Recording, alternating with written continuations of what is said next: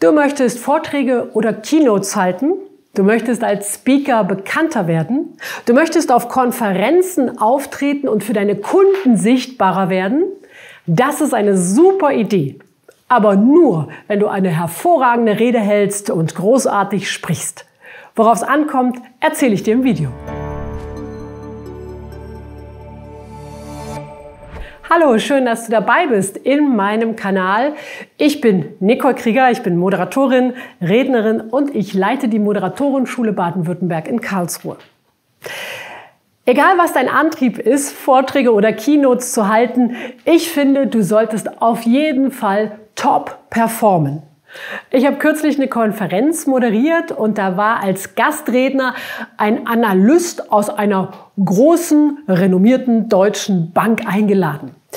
Ja, und als er so an sein Rednerpult ging, den Laptop aufklappte, da kam das Grauen zum Vorschein. Vollgeschriebene Folien, wirklich Volltextformulierungen und dieser Mann hat einfach nur abgelesen, hat nicht aufgeblickt und ich dachte nur so, warum ist der überhaupt da? Ich meine, die hätten auch ein Handout verschicken können, das wäre genauso gut gewesen. Wenn du die Chance hast, vor Publikum aufzutreten, dann empfehle ich dir, diese Chance auch zu nutzen.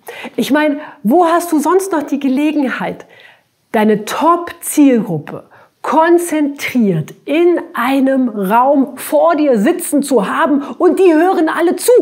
Die hören aufmerksam, was du zu sagen hast. Und du verschenkst diese Chance.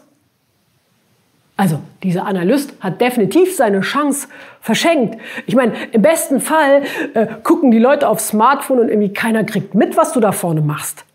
Aber darum geht's doch nicht. Du hast doch eine Botschaft. Du hast doch eine Mission, eine Vision. Verschenke niemals eine Chance, andere von dir, deinen Ideen und deinen Themen zu überzeugen. Was macht also eine gute, überzeugende Rede aus? Ich habe dir 5 Punkte mitgebracht. Wenn du da hinter allen einen Haken machst, dann kannst du sicher sein, dass du deine Gäste erreichst und dass du nach deinem Vortrag garantiert Kontaktanfragen bekommst oder dass sich die Leute anschreiben und mehr von dir wissen wollen. Eine richtig gute Keynote, ein richtig guter Vortrag holt auf jeden Fall die Zielgruppe perfekt ab. Und da musst du dir natürlich im Vorfeld ein bisschen Gedanken machen. Wer sitzt denn da? Wer sind die Menschen, zu denen ich spreche? Und was sind vor allem ihre Erwartungen? Welche Probleme haben die und wofür wollen die Lösungen haben? Wofür wollen die Impulse und Anleitungen haben? Wenn du dir das klar machst, dann kannst du in deiner Rede genau darauf eingehen und dann bist du relevant für deine Zuschauer. Und das ist der nächste Punkt. Bist du mit deinem Vortrag relevant für die Zielgruppe?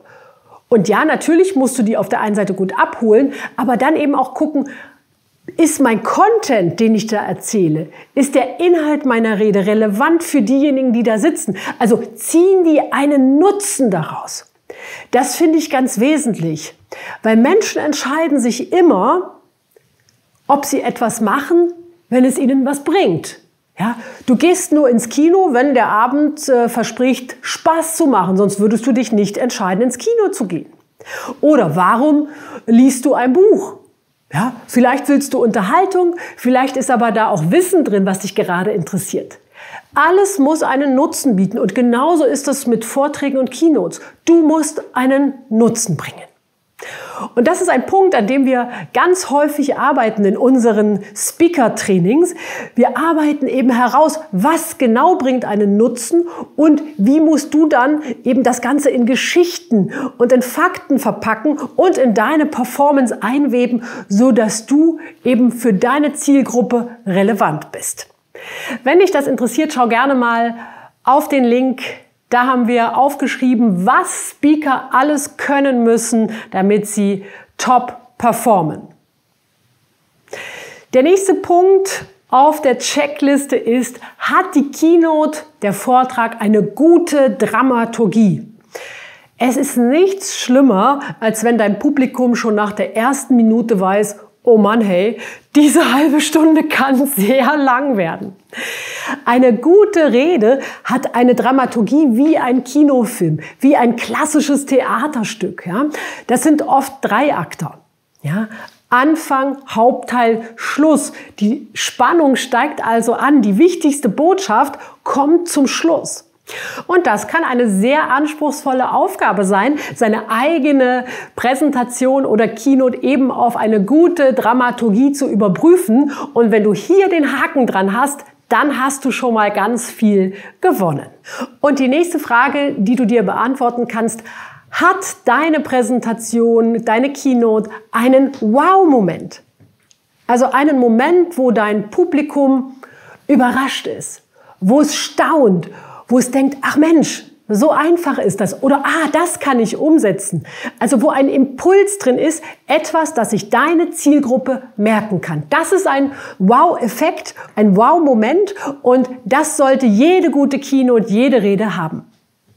Ja, und zu guter Letzt, und das ist der 5. Punkt auf meiner Liste, wo du einen Haken machen kannst: Ist die Rede, ist die Keynote gut performt?